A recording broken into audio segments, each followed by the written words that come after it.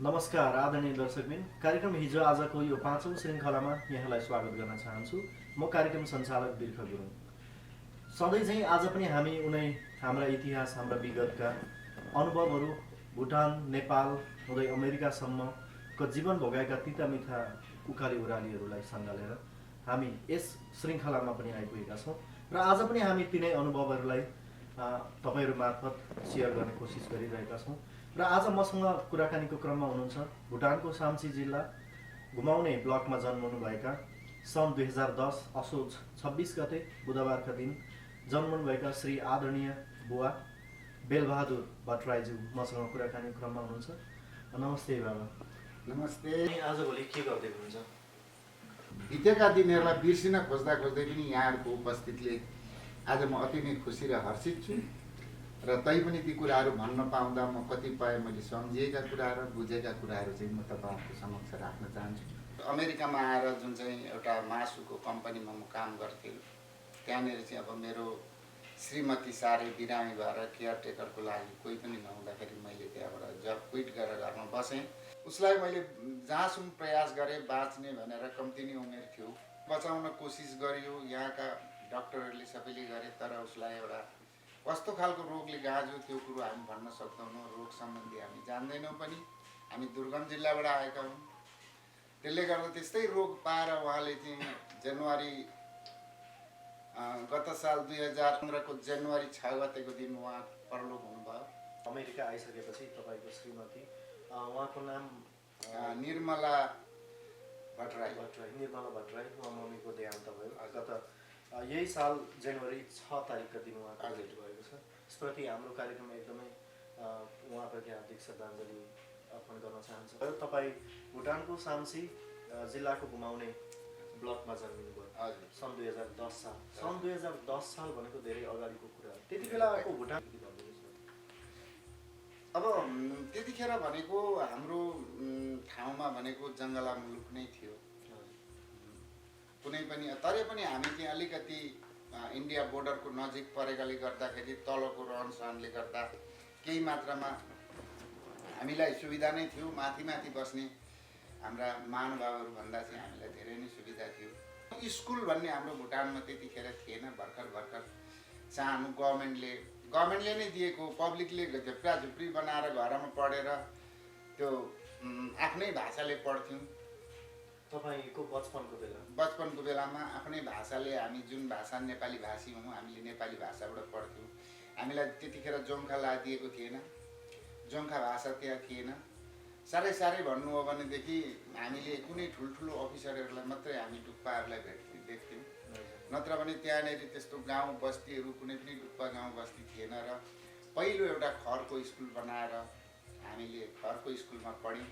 साथमा चाहिँ पढ्दै फेरि बुबाको देहान्त भयो भुटानमै। त्यसले गर्दा मैले अकस्मात काम छोडेर, आमा मात्रै हुनुहुन्थ्यो। मेरो मदेखि माथिको 4 भाइ दाजुहरूको उहाँहरू पनि स्वर्गवास पहिल्यै सानैमा, र दिदीहरू 5 जना हुनुहुन्थ्यो, उहाँहरू पनि अर्कालाई दिइसकेको भएकाले गर्दा आमा एक्लो हुनुहुन्थ्यो। त्यसले गर्दा आमाको सहयोग अब कसले काम गरिदिने घरमा भनेर घरमै बस्यो। स्कुललाई त्यहाँ नै स्टप गरेर कक्षा 7 सम्म पढ्नु। त्यसपछि मैले छोडेँ। त्यस बेला तपाईँ त अब बचपनको कुरामा, त्यति बेला अब हामीले हाम्रो बचपनमा हामीले खेल्यौँ, रिङहरू खेल्यौँ, खोपी खेल्यौँ, के खेल्यौँ। त्यति बेला तपाईँहरू खेल्नको लागि, बचपनमा भुल्नको लागि तपाईँहरू के खेल खेल्नुहुन्थ्यो? त्यो एउटा गोटी पाउँथ्यो, गोटी त्यो 5 गोटी भन्ने, यस्तो ढुङ्गाको गोटी बनाएर 5 वटा खेल्थ्यौँ। त्यो हामीले सानो ग्राउन्डमा सिकुवामा खेल्थ्यौँ। अनि त्यहाँदेखि पाङ्रा, खोप्पी जस्तो, अनि त्यो पाङ्रा, रुखको पाङ्राहरू त्यस्तो ल्याएर यस्तो टाई जस्तो बनाएर यसरी हानेर त्यो गोटी हाने जस्तो गरेर टाईहरू खेल्थ्यौँ। रोडमा खाल्टा बनाएर बित्ती भन्थ्यौँ, बित्ती खेल्थ्यौँ। बित्ती खेल्न पनि बुढापाकाले देख्यो भने ढाडै खेलाइहाल्नुहुन्थ्यो, किनभने कसैले बित्ती हान्यो, कसैको टाउकोमा चोट लागेर आँखाइको छेउ उँधो फुटेर कस्तो भयो। त्यहाँदेखि त्यो पनि छोडियो। त्यहाँदेखि साना थाङ्नाको गोली बनाएर अनि भोगटेका दाना टिपेर राखेर भोगटेका दानाहरू गोली खेलेर त्यस्तै खेलहरू थियो सानोमा। अनि उफ्रिने, पानीमा पौडिने, खोलाको छेउमा जाँदाखेरि अनि यस्तो जम्प गर्ने, हाई जम्प, लङ जम्प, यस्तो यस्तो बिस्तारै बिस्तारै आलीबाट खेतका आली अल्कोबाट फलान्ने यस्तै खालको चलनहरू थियो। खोला खेल्न जाँदा साथीहरूले कपडा चोरिदिने हो त्यस्तै राम्रै कृष्ण लीला जतिकै कृष्णले गोपिनीहरूको साडी लुगाए जतिकै हुन्थ्यो चल्थ्यौँ घारीमा लुक्थ्यौँ छोरी मान्छेहरूसँग पनि खेल्नु तर खेले पनि अब त्यही एउटा मिल्दो खालको खेल खेलिन्थ्यो। लापा खेल्ने, लुकी खेल्ने, घरभित्र कुद्ने वरपर। अब कुना ठाउँमा के पो जानिएको थियो र अर्को हामीसँग कुनै ज्ञान उपाय बुद्धि नै थिएन त्यतिखेर। अनि हाँस्थ्यौँ रमाउँथ्यौँ र पनि हामीलाई त्यतिखेर आफ्नै तरिकाले रमाइलो थियो। घाँस दाउरा गर्नुभयो, घाँस दाउरा गरियो। घाँस दाउरा जाँदाखेरि गीत गाउँदै गाउँदै माथिबाट गीत गाउँदै जान्थ्यौँ। लाइनै कहिले दोहोरी गीत जुवारी भन्थ्यौँ हामी। जुवारी खेल्दै जाने गाउँमा यसो तीर्थ व्रत भयो भने पनि बेलुका त्यो अहिलेको जस्तो त्यो दुनियाँभरको बाजागाजाहरू केही थिएन। एउटा मादल थियो, तामाङ सेलो गाउनेहरूले डम्फु बजाउँथे। अनि यसो राई लिम्बूहरूले उनीहरूले चाहिँ अब मुर्चुङ्गाहरू बिनायोहरू बजाउने यी आफ्ना आफ्ना चलनका बाजागाजाहरू चलिरहेका थिए त्यतिखेर। भनेको साह्रै रमाइलो दिनहरू थियो। त्यति बेला गाइने दोहोरीहरू, त्यति बेलाका गीतहरू कुनै याद छ तपाईँ? एक दुईवटा थाहा त छ होला। अब सुरले पनि काम गर्दैन। असारमा धान रोप्न जाँदाखेरि गाउँथे कसैले मकै गोड्दाखेरि पनि गाउँथे। आफ्नो आफ्नो ठाउँमा थियो। अनि हो त्यस्तै गडबडे मकै त भुटी खाउँ अब त हामी हजुर छुट्टी पाउँ भनेर हामीहरू गीत गाउँथ्यौँ। त्यति बेला गीत गाउँदाखेरि दोहोरी खेल्यो भने उतापट्टि अर्को लाइनमा छोरी मान्छे बस्ने, यतापट्टि छोरा मान्छे बस्ने। अनि गीत गाउँदै गएपछि आफूले जित्यो दोहोरी भने छोरी मान्छेलाई बोकेर लान पाइन्थ्यो भन्ने चलन। यस्ता खालका चलनहरू थिए, बोकेर लाने ल्याउने। तर प्रथम कुरो त्यहाँ गीतमा दोहोरी खेल्दा खेल्दै नै उनीहरू रात दिन अब 3 दिनसम्म पनि दोहोरी खेलेर बस्ने। घर सर मेलापात सबै छोड्ने, कुन ठाउँमा गएर कसको व्रत छ, कहाँ छ, जङ्गलमा गएर हुन्छ कि 3 दिनसम्म लुकी लुकी खाजा पोल्टामा चामल बोकेर भटमास मकै बोकेर गएर भए पनि गीत गाएर चाहिँ त्यसरी हारजित हुने। अनि हारजित भएपछि पछाडि उहाँहरूको माया प्रीति हुने। अनि बिस्तारै बिस्तारै एकअर्कामा जाने। यस्तै खालको चलनहरू थिए। दसैँ तिहार कसरी मनाउनुहुन्छ? दसैँ तिहार त तपाईँको अब हाम्रो परम्परामा अहिले पनि यहाँ अमेरिका आएर चाहिँ हाम्रोमा धेरै उ गर्यो। नभए मिठो कुरो पनि दसैँमै खाने है, राम्रो लुगा पनि यो दसैँमा लाउने है राख्नु भनेर साँचेर राखिन्थ्यो। त्यो चाडलाई यति उत्सव मानिन्छ किनभने हाम्रो परम्परा हाम्रा पिता पुर्खाहरूले पहिलादेखि कहिलेदेखि हो अब कुन नियमले राखे त्यो सब त हामी भन्न सक्दैनौँ। तीज भयो, दसैँ भयो, सबैभन्दा नेपालीहरूका बेसी चाडपर्वहरू चाहिँ मानिएका देखिन्छ अहिलेसम्म पनि। माघे सङ्क्रान्ति अरे, साउने सङ्क्रान्ति अरे, चैते दसैँ अरे, दुनियाँभरको तीज अरे, तिहार अरे, दसैँ अरे, के हो के। तर अब खसी काटे दसैँ आएपछि बडा खसी पालेका हुन्थे। कमसेकम धार्नीको हिसाब थियो, बिसौली भन्थे। दुई सेर आदीलाई एक धार्नी, अनि कति हो भन्थ्यो, 5 पावालाई 1 बिसौली। 1 रुपियाँ एउटा छिड परेको तामाको पैसा हुन्थ्यो। त्यसको 4वटा सेल रोटी आउँथ्यो दोकानमा त्यति बेला। 1 रुपियाँमा 20 पाथी मकै अरे, 16 पाथी अरे, त्यसरी सामान सस्तो, पैसा धेरै। र मैले सुनेको छु तपाईँ एकदमै मिठो गीत पनि गाउनुहुन्छ र हार्मोनियम बजाएर तपाईँ गीत पनि गाउनुहुन्छ भन्ने सुनेको छु। एउटा गीत हाम्रो लागि पनि तपाईँले प्रस्तुत गरिदिनु म अनुरोध गर्दछु। र आदरणीय दर्शकबिन, यस बेला तपाईँहरूलाई हामी एउटा हार्मोनियम मार्फत श्री बेलबहादुर भट्टराईज्यू जो हुनुहुन्छ उहाँले एउटा गीत प्रस्तुत गर्दै हुनुहुन्छ। उहाँको गीत सङ्गीतमा हामी एकछिन रम्नेछौँ।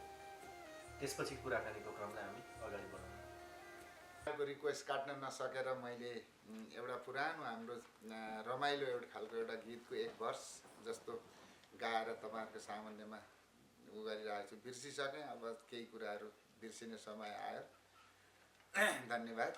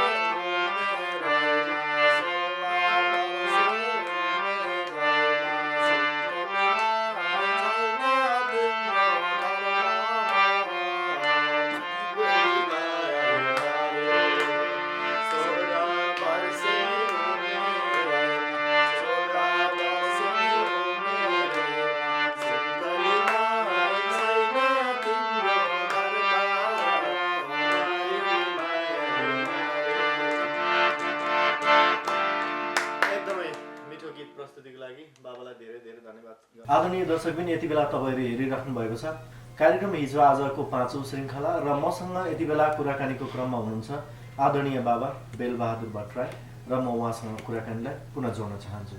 र बाबा अब तपाईँले भन्नुभयो भुटानमा त्यही चाडबाडहरू धर्मकर्म लगायत तपाईँको जागिर बचपनको कुराहरू त्यति बेला सबै सम्पूर्ण अनुभवहरू तपाईँले हामीलाई सुनाइसक्नु भएको छ।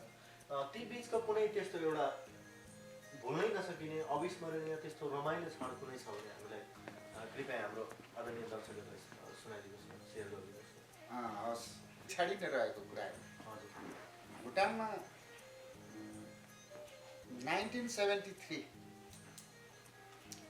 1972मा होला जिग्मे दोर्जी वाङचुकको ऊ भएको देहान्त भएको।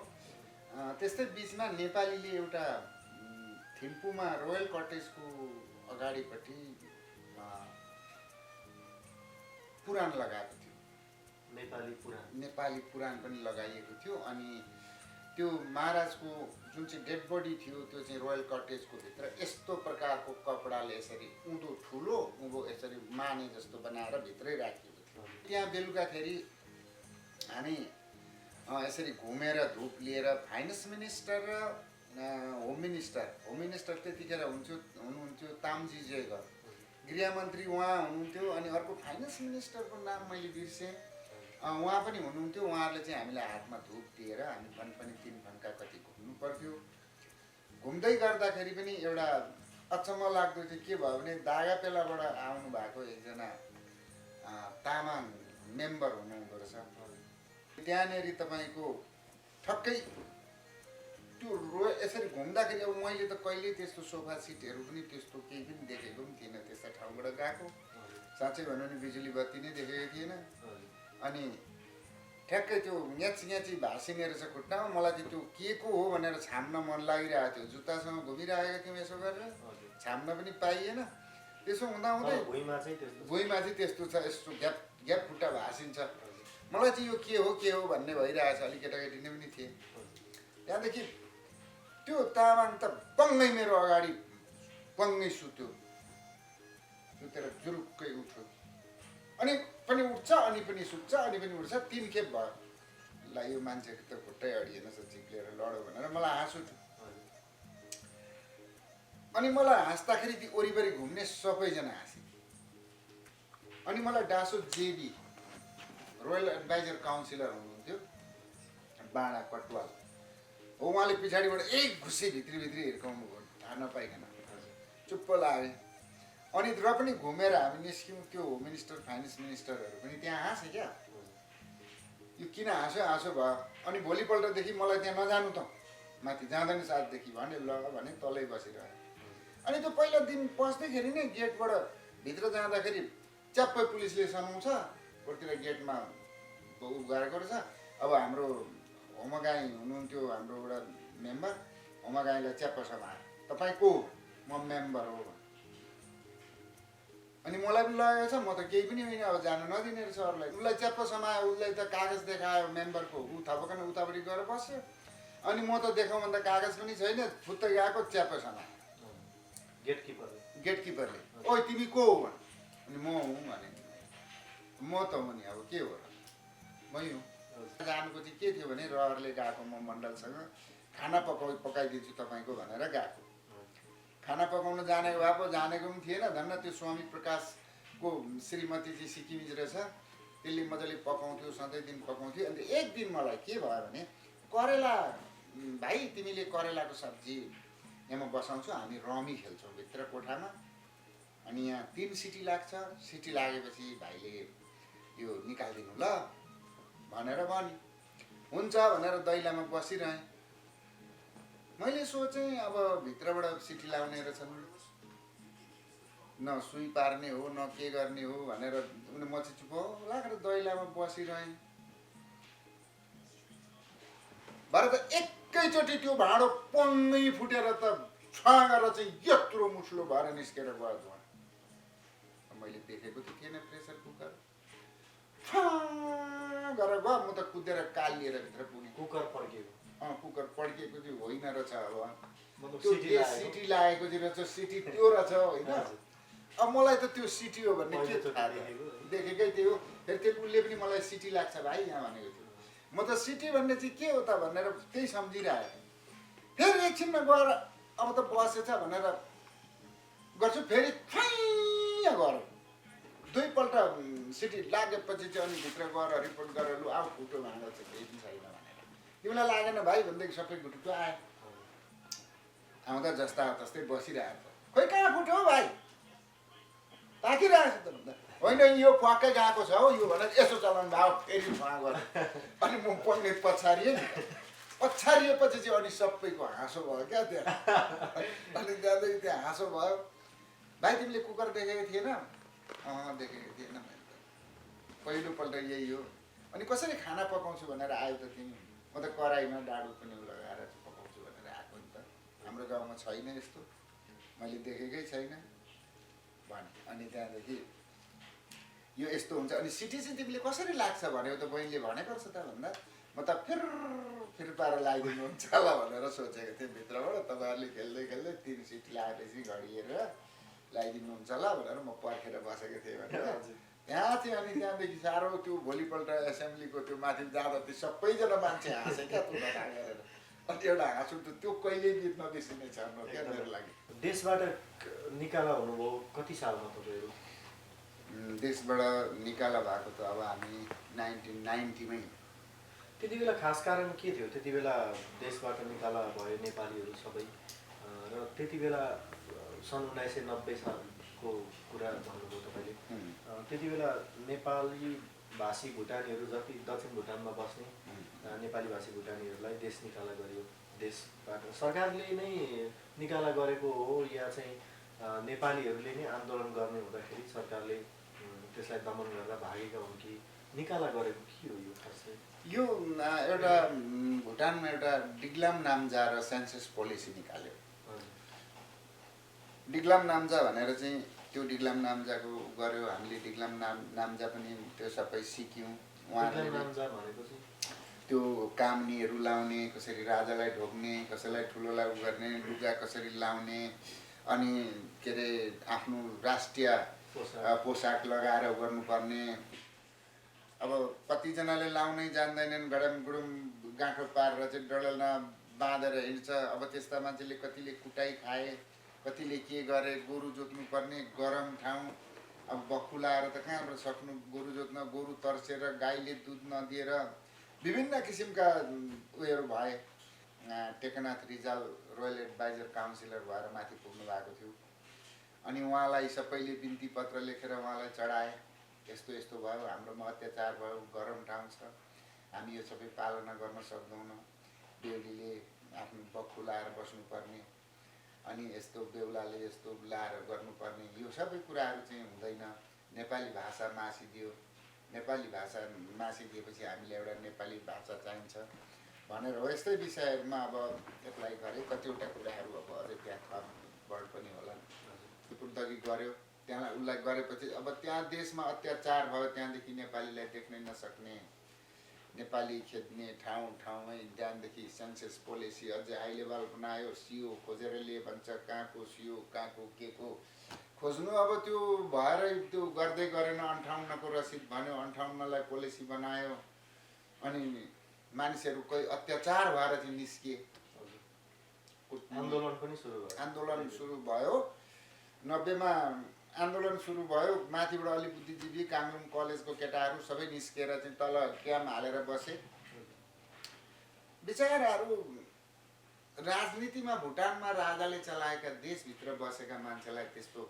आन्दोलन गर्ने त्यस्तो ज्ञान बुद्धि राजनीति गर्ने कहाँबाट होस् त टिभी त साँच्चै भनौँ नि हेर्न दिँदैन थियो सरकारले टिभी नै सबै राख्न आउट गरेको थियो ब्ल्याक एन्ड व्हाइट टिभीहरू अनि त्यस्ता मान्छेहरू बाहिर निस्केर आन्दोलन गरेको डुक्पाहरूसँग कहाँबाट सक्नु र त्यो सक्दैन बस्दा बस्दै आन्दोलन 90 मा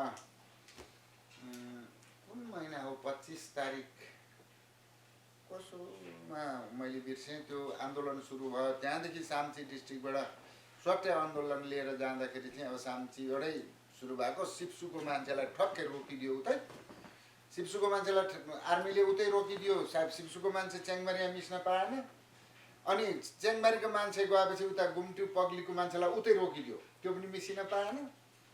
अनि भएपछि दोरखा त कासो पाएको देश भयो, दोरखा उनको देरखा देन्चुका त्यहाँबाट काटिएर भएन। अनि माझमा त्यो सानो अलिकति ग्रुपले आन्दोलन गर्दै जाँदाखेरि पुलमा पारिपट्टि पुरा आर्मी राखेर खोलाको उँभो एम्बुस लिएर बसेको रहेछ। डुक्पा टिचरहरू जति डिस्ट्रिक्टभरिका टिचरहरूलाई बोलाएर त्यो आर्चरी खेल्ने गेम खेल्ने क्या त्यो धनुकाँड लिएर राखेको रहेछ बिचराहरू त्यहाँदेखि। अनि सरकारी पक्षबाट अनि जोङदा पनि पारिपट्टि बसेको, हाम्रो पनि यता वारिपट्टि बसेको। अनि माग गरागर हुँदाखेरि तिमीहरूको कागज पठा हामीलाई, म तिमीहरूको माग राजामा चढाउँछु, म पुरा गरिदिन्छु भनेर चाहिँ उहाँबाट उसले भन्यो होला तानी भनेर भोलिपल्ट बिहान सुन हामी बस्यौँ ती बस्तीमा। भात पकाएर ल्याउने, कोही भोकै केटाकेटी यत्र यत्र हाफिन लाएर बडल गरेर उडल्की गएको थिए। त्यहाँबाट फर्केर हामी आउँदै गर्दाखेरि च्याङमारीमा आएपछि फायरिङ सुरु भयो। अनि त्यहाँदेखि आएपछि त हाम्रो मान्छेहरू अब कोही इन्डिया बस्यो, त्यो आन्दोलनमा निस्केको मान्छे कोही डरले अब भुटान गएन, नगएपछि नि सब मान्छेहरू बाहिर भयो। त्यतिकै कोलाहल भएपछि अनि हामीले पनि अब घरसर छोड्यौँ, निस्क्यौँ। हामीलाई त पस्नै दिएन नै अब। अनि हाम्रो नानीहरूले पनि यहाँ माथिबाट निकालिदियो। मेरो त आमा हुनुहुन्थ्यो 84 वर्ष, आमालाई पनि घचर्दै खेदेर निकालेछ। अनि तल आएर बगानतिर सेल्टर लिएर बस्यौँ इन्डियामा। अनि त्यहाँ बसेर 1 वर्ष 2 वर्षसम्म इन्डियामा बस्यौँ। अनि इन्डियामा बसेर चाहिँ अनि बेलडाङ्गी 2 खुलेपछि मात्रै अनि हामी आएर चाहिँ सुरुमा आउँदा त नेपालमा आउँदा सुरुमा शरणार्थी शिविरहरू क्याम्पहरू बनिसकेको थियो कि तपाईहरु? होइन, हामी आउँदा त 92 मा त बनिसकेको थियो। 91 देखि नै सुरु भएको। टिमाई गोलदाप भयो, त्यहाँबाट पथरी भयो। अनि हुँदै माझमा बेलडाङ्गी 1 2 3 चाहिँ र खुजुनाबारी अलि पछाडि भएको हो। सेयरले अब थानको चाहिँ लगाएर त्यहाँ बस्न यसो घाँस कबासको मेलो चाहिँ गर्थ्यो। र त्यसले गर्दा हाम्रा शिविरमा आएर पनि अब के गर्नु त बसे, खुसी नै बस्नु पर्यो। चामल दिइहाल्थ्यो, खाइन्थ्यो, डुलिन्थ्यो। त्यति बेला सुरुवातमा प्रशस्तै चामल खाने कुरा जति दिन्थ्यो। अब उनीहरूले पनि प्रशस्ति लिएको हुँदो रहेछ, त्यसको कुनै लिमिट थिएन। अनि मेरो त पुगेन भन्ने, अब कोही ढाँट्ने, कोही छल्ने, यति परिवारलाई यति भन्ने छुट्याएको थियो। छुट्याएको होइन, पहिला त दिएको थियो, छुट्याउन त छुट्याएरै दिन्थ्यो। तर मानिसले चाहिँ अब कतिजनाले त 10 जनाको परिवारमा 15 जना लेखाएर, 15 कोमा 20 लेखाएर त्यसरी पनि खाए। अब बिचरा फेरि अर्थको आय स्रोत थिएन। त्यही चामलबाट अलिक बेसी आएपछि त्यही बेचबिखान गरेर त्यहीबाट नै गर्नु पर्थ्यो। सब्जीले पुग्दैन थियो, मट्टीतेलले पुग्दैन थियो। अनि त्यसै गरेर बसेर दुखैमा जीवन चलाइरहेको थियो। त्यतिकै आइयो। र 2008 को डिसेम्बर महिनामा म अमेरिका आएँ। आउने बित्तिकैका दिनहरू कस्तो रह्यो अमेरिकामा? नयाँ अनुभव, भाषा मिलेन? खै त यहाँ आएर त तर्सेर त अब हाम्रो त साथै छैन, कहाँ हो के हो, न भाषा मिल्छ। त्यही अलिअलि अक्षर चिनेको थियो, पढेको थियो। 1-2वटा अक्षर ABCD जानेकाले गर्दा हामीलाई त त्यति अप्ठ्यारो पर्नुभन्दा पनि बुझ्नसम्म त बुझ्यौँ। हामीले बोलेको उनीहरू बुझ्दैन थियो। सुन्दाखेरि त्यो भिरबाट गराङराङ पहिरो लडेको जस्तो सुनिन्थ्यो उनीहरू बोलेको, क्या हो। अनि छक्कै पर्थ्यौँ। अन्त मैले त के गरेँ भन्नुहुन्छ भने चामल हाइबीमा गएर यत्रो बोरामा साना प्याकमा पाउँदो रहेछ। यो एसियन दोकानहरू कहाँ हुन्थ्यो, चामल कहाँ पाइन्थ्यो थाहा छैन। अनि यसरी हिउँ छ, यति खम भाँसिएको छ हिउँमा। न जुत्ता लामो होस्, न बाहुला होस्, न केही होस्, न पन्जा छ। कट खाइरहेछ चामल नल्याउँ भने केटाकेटी भोकै। अब हे भगवान्, दुईपट्टि हातमा बोकेर ल्याएको छ, भएन हिँडेर त हिउँमा यति भाँसिएर हिँडेका छौँ। फेरि त्यो हिँड्ने बाटो पनि कहाँ हो, हिउँले पुरेको छ उताको बाटो पनि। अनि छैन। संस्थाहरूले यहाँ आउँदाखेरि तपाईँहरूलाई जसले यहाँ रिसिभ गर्यो, ती संस्थाहरूले सहयोग गर्दैन? त्यो संस्थाले हामीलाई मात्रै खान र बस्न, त्योदेखि बाहिर हामीलाई गाडी घोडाको सुविधाहरू केही पनि दिएन।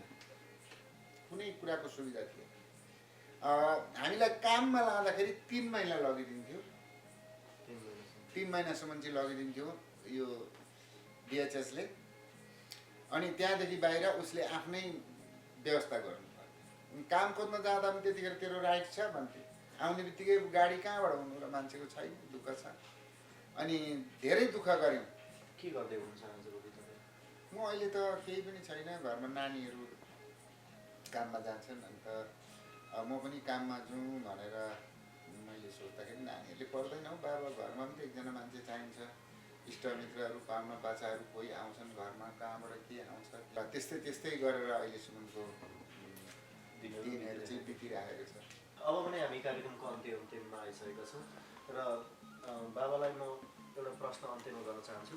कार्यक्रम हिजो आजको यो 5औं श्रृङ्खला मार्फत तपाईँले अहिले जति पनि युवाहरू हुनुहुन्छ अमेरिकामा र उहाँहरू स्कुल गइराख्नु भएको छ, कति काम गरिराख्नु भएको छ, ती उमेरका नानीहरूलाई, छोराछोरीहरूलाई तपाईँ के सल्लाह सुझाव दिन चाहनुहुन्छ? जिन्दगी यस्तो गऱ्यौ भने तिमीहरूको जिन्दगी राम्रो हुन्छ भन्ने तपाईँको अनुभव अनुसार, मैले सायद यस्तो गरेको थिएँ जमानामा भने म आज यो अवस्थामा पुग्थेँ होला र त्यही भएर तिमीहरूले यो राम्रो काम गर भनेर कुनै त्यस्तो सल्लाह सुझाव दिनुपर्ने तपाईँले दिन चाहनुभयो, तपाईँ के भन्नुहुन्छ? यी सबैजनालाई मेरो भनाइबाट चाहिँ के भन्छु भनेदेखि, मसिनो अब युवा पिँढीहरूलाई, यिनीहरू भनेको देशमा, जुनै देशमा जान्छ त्यो देशको एउटा तारा सरह यिनीहरूले झुल्किएर गर्ने पर्ने दिन आएका छन्।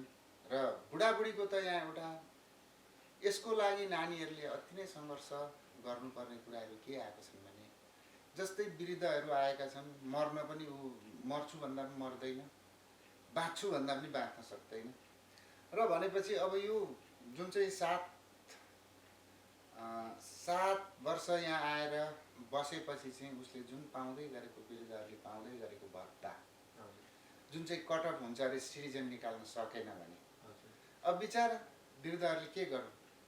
दैलोबाट अनपढ छन्, दैलोबाट भित्र पस्छन्, बिहान जस्तो पसेका छन्, दिनभरि पढ्छन्, ओके ओके भन्छन्, यस यस भन्छन्, दिनभरि बस्छन्। अनि ल भोलि यो पढेर आउनु है भनेर भनेको छ भने बेलुका घर फर्किँदाखेरि त्यो जस्तो बिहान पसेको छ त्यस्तै निस्केको हुन्छ। अनि यसरी निस्किन सक्दैनन् र यसका अल्टरनेटिभहरू कहीँबाट यसको कसरी चाहिँ हुन्छ, अब यसलाई चाहिँ यसको खोज गरेर कहाँबाट चाहिँ उहाँहरूलाई चाहिँ यो भित्र हुल्न सकिन्छ, पढाएर हुन्छ कि घरमा बढाएर हुन्छ कि।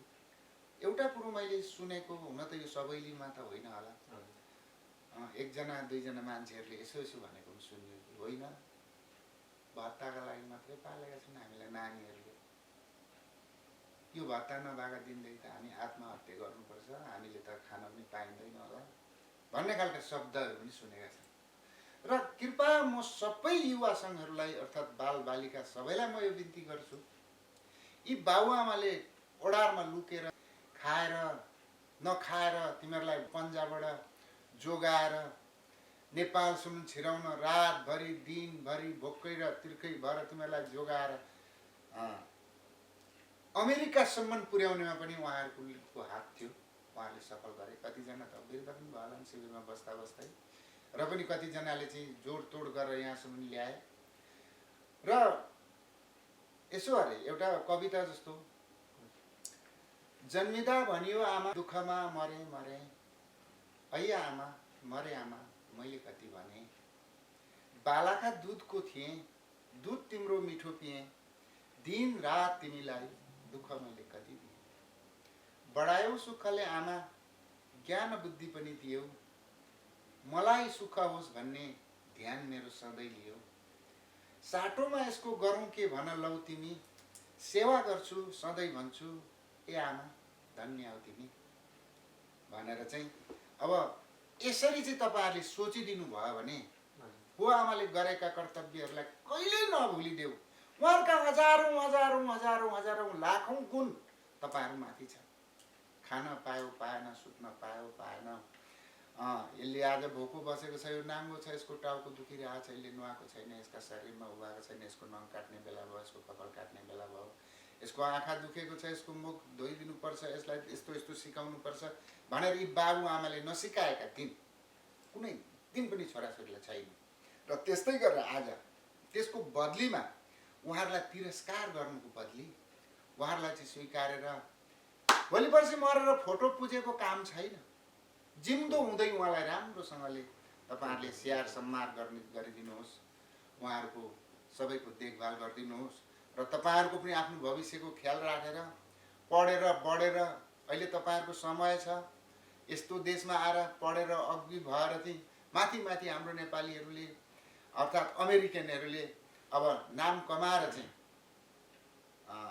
माथि पुग्नुहुन्छ होला भन्ने हामी सबैले आशा पनि राखेका छौँ। वृद्धजनको कल्याण गर, दुखीजनलाई सेवा गर, बाटो नदेख्नेलाई बाटो देखाइदेऊ, हिँड्न नसक्नेलाई लौरो देऊ, आँखा नदेख्नेलाई चस्मा देऊ। हो यस्ता खालका कुराहरू लिएर तपाईँहरू अगाडि बढ्नुभयो भने एक दिन तपाईँहरूले जुन आफूले थापेको टार्गेट छ, टार्गेटमा तपाईँहरू पुग्न सफल हुनेछ। र म यहाँहरू सबैलाई यही बिन्ती गर्न चाहन्छु, फलाउनुहोस्, फुलाउनुहोस्, फल्नुहोस्, फुल्नुहोस् र आफ्नो सम्बन्धीमा आफ्नो सबै आफ्नो कल्चर, भाषा, परिवेशहरू सबै कुराहरूलाई तपाईँहरूले नजर लगाएर वृद्धजनलाई कस्तो चाहिन्छ अनि बालकलाई कस्तो चाहिन्छ यी सबै कुराहरूको ध्यान पुर्याइदिनुहुन्छ होला र अब हामी सबैलाई खुसी नै पारिदिनुहुन्छ होला भन्ने आशा राख्छौँ। तपाईँहरू भनेको भविष्यका तारा हो, यही हो हाम्रो शुभकामना सन्देश। धन्यवाद। हवस् त आदरणीय दर्शकबिन, यतिन्जेल तपाईँहरू हेर्दै हुनुहुन्थ्यो कार्यक्रम हिजो आजको 5औं श्रृङ्खला र मसँग कुराकानीको क्रममा हुनुहुन्थ्यो आदरणीय बाबा श्री बेलबहादुर भट्टराई र उहाँले दिनुभएको सल्लाह सुझाव र उहाँले राख्नुभएका अनुभवका कुराहरूलाई सबैले आफ्नो भित्री हृदयबाट मनन गर्नुहुन म सम्पूर्ण हाम्रा युवा पिँढीका साथीहरू लगायत सम्पूर्ण आदरणीय महानुभावहरूलाई म अनुरोध गर्न चाहन्छु र यस्तै खालका अनुभवहरू र यिनै तितामिठा घटनाहरूलाई हामी पुनः लिएर आउने बाचासहित आगामी श्रृङ्खला 6औं श्रृङ्खलामा भेट्ने बाचासहित म बिदा हुन चाहन्छु। कार्यक्रम सञ्चालक बिर्ख गुरुङ र क्यामेरामा सहयोग गर्नुहुने क्यामेराम्यान प्रवेश राई र सुशील गजमेर र निर्देशक सौरभ तिमसिना सहित हाम्रो हिजो आजको सम्पूर्ण टिमलाई बिदा दिनुहोस्। हवस् त, नमस्ते, धन्यवाद।